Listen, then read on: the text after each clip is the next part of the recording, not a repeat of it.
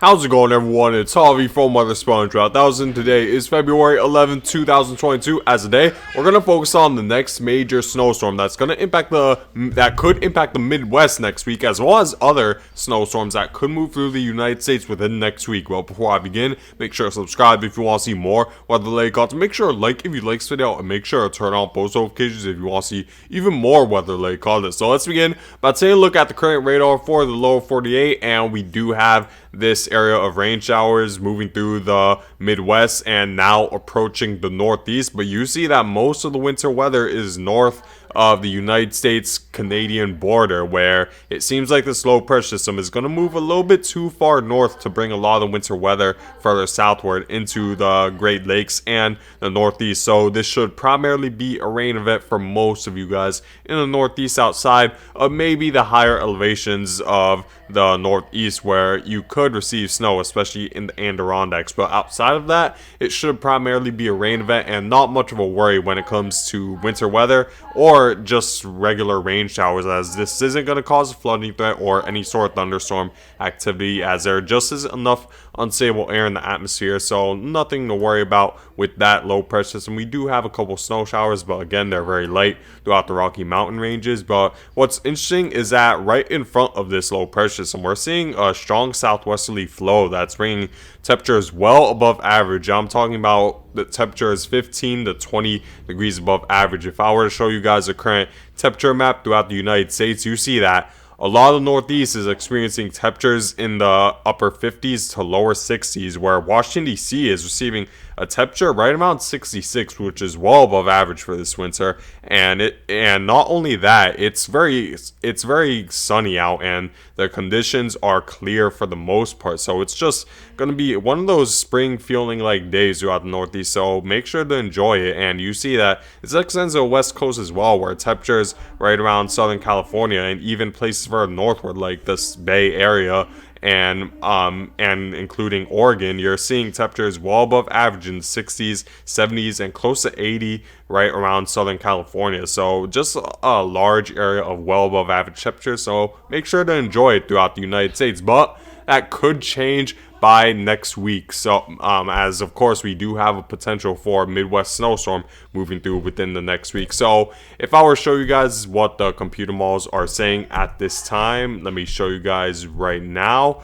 You're gonna see that, of course, right now it's quiet. There's a low pressure system I was just talking to you guys about. Gonna move to the north, not be much of a worry. But what's interesting is that right after this low pressure system moves, we're gonna see a strong jet stream dip. So within, I'd say, around 36 to 48 hours from now, those well above average temperatures should abruptly end in the Northeast to maybe temperatures below average, or around 10 degrees below average for this time of the year. So we should see a big cool down ahead of these much warmer than average temperatures. So make sure to pay attention to that. And we see a very pronounced jet stream dip as a result of strong northerly flow induced by the low pressure system. If we were to continue to move forward, as you know, typically when we see a major jet stream dip like this, it's always a concern because that really enhances instability throughout the eastern half of the United States, especially, and that could lead to a snowstorm or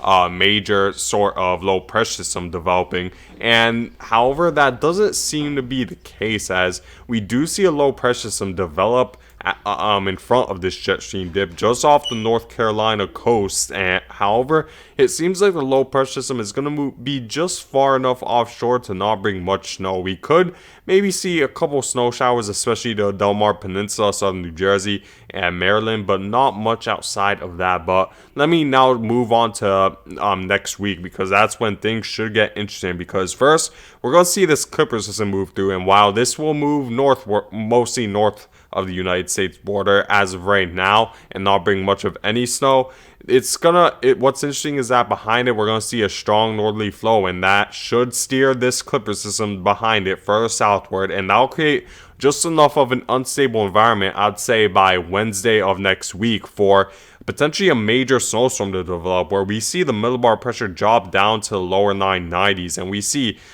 just a heavy amount of rain ahead of this low pressure system just to the east of this low pressure system, as I expect that's going to be there's going to be very intense severe weather ahead of this low pressure system right along the Mississippi River Valley. So not only winter weather you need to pay attention to, also severe weather and heavy rain could be the issue further southward of the rain snow line. And if I were to continue to move forward, we see very heavy snow on the northern side of this storm, and this impacts areas like Kansas. This impacts the southeastern portion of Nebraska. Des Moines is getting involved. Milwaukee's getting involved with heavy snow, and northern Michigan's getting involved. And you see further southward, the worry becomes the heavy rain threat and severe weather threat, where that could be a major worry as well with this low pressure system. And if we were to take a look at the European model as well, the European model is also expecting a major snowstorm to develop right around the Midwest. So if I were to show you that right now, it doesn't seem to be loading right now, but I can assure you that the European model is pretty much taking a very similar forecast to the GFS model when it comes to this next snowstorm. So the certainty is higher for a storm that's still within 6 days out. I want to put that out there, that this forecast is still right around 144 hours out, so still 6 days away. A lot could, and as you know, with the weather and how quickly it changes, a lot could change between now and 6 days from now. So there's still a pretty big amount of uncertainty regarding this snowstorm, especially when it comes to the more precise forecast for each location. So you definitely need to pay close attention to this throughout the Midwest, as maybe there is a possibility that we don't see much of any sort of major snowstorm develop at all. I do expect that there will at least be some snow in the Midwest with this low pressure system. The question remains is how powerful will this low be to see how major this snowstorm could be and how much snowfall accumulation you could expect. And also track matters, because it really all depends on the position of the jet stream, of course. That depends on the northerly winds associated with the Clipper system moving through. That will pretty much manipulate the position of this jet stream, which will as a result manipulate the track of the low pressure system. That's also another important factor we need to pay very close attention to. The European model doesn't seem to be loading up.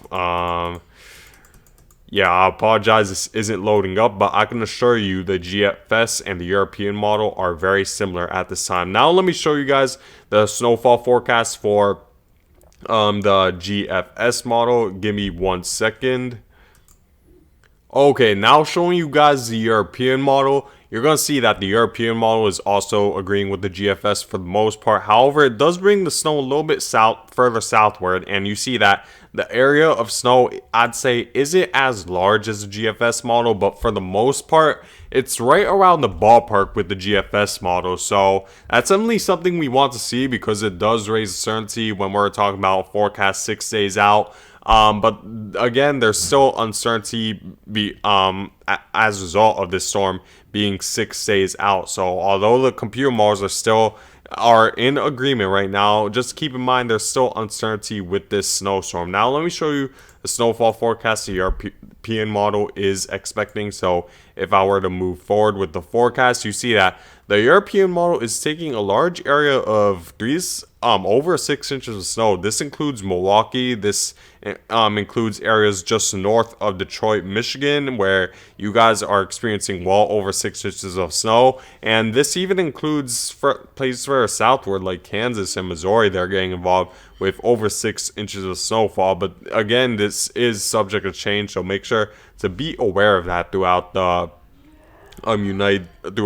Midwest, because there still is a lot of uncertainty with this forecast. Now let me show you the GFS model's forecast when it comes to snowfall. So if we were to continue to move forward, you see that the GFS model wants to take pretty much a worst case scenario, where the GFS model is taking well over a foot of snow throughout northern Michigan, This includes Milwaukee as well. Chicago is getting involved with, I'd say, right around 3 to 6 inches of snow. Des Moines is getting involved with close to a foot of snow, and this includes Kansas as well. So if the GFS model's forecast is correct, that would be the worst case scenario, and many areas will receive well over a foot of snow from this snowstorm. So still uncertainty regarding the exact accumulation, but I'll make sure to update you guys once the forecast does become more certain. It really all depends on how strong of a northerly flow we're going to see associated with this Clipper system moving through, because that will determine the position of the jet stream,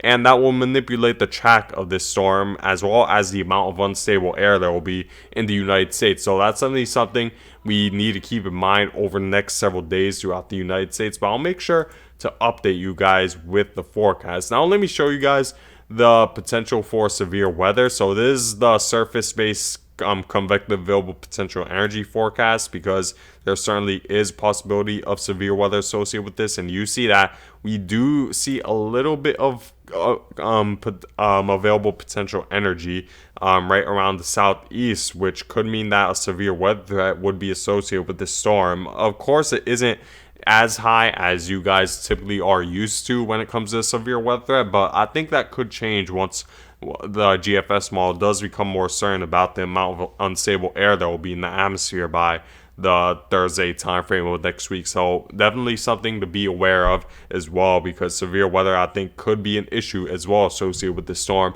Now let me show you guys my snowfall forecast for the Midwest for this coming snowstorm. So keep in mind, this forecast is subject to change. Again, I'm going 6 days out. I want to emphasize that, because I don't want you guys to take this forecast completely out of context just yet. This is based on what the computer models are currently stating, and they're both right around the ballpark, so there might be some truth to it, but take it with a grain of salt. So based on the forecast right now, you should expect over 6 inches of snow throughout Iowa, Kansas, Nebraska, northwestern Missouri, and extending the Milwaukee area, as well as the northern portion of Michigan should expect over 6 inches of snow, which is considered a major snowstorm. 3 to 6 inches just south of that, which includes Chicago.